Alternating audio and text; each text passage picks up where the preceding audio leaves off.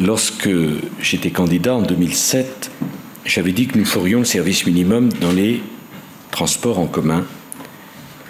On avait promis beaucoup d'affrontements. Ce service minimum est aujourd'hui une réalité. Personne ne s'en plaint et personne ne reviendra dessus.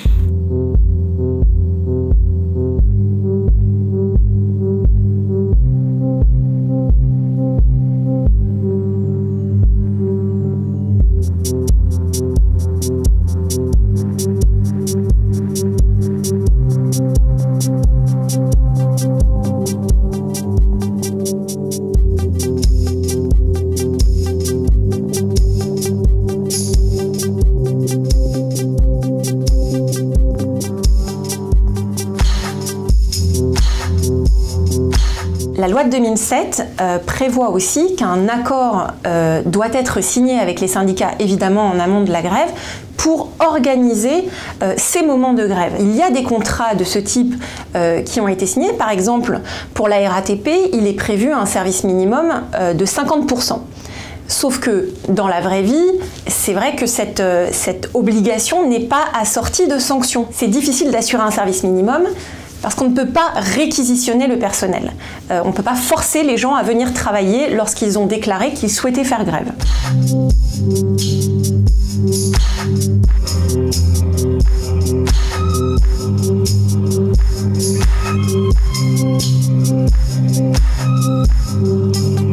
Dans les hôpitaux, c'est un peu deux poids deux mesures. Tout dépend du service auquel vous appartenez. Donc lorsque vous appartenez à un service d'urgence, là la grève va être quasi impossible parce que là il s'agit d'une question de vie ou de mort. On ne peut pas s'absenter de son poste de travail. En revanche, quand on fait de la chirurgie sur le long terme et qu'on prévoit des opérations qui peuvent être reportées, là c'est effectivement possible de faire grève.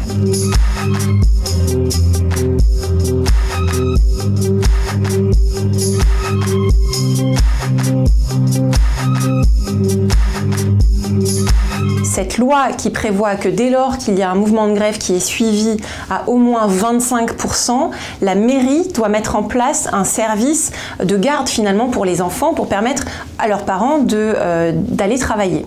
C'est très difficile de trouver du personnel qui va substituer les enseignants et en tous les cas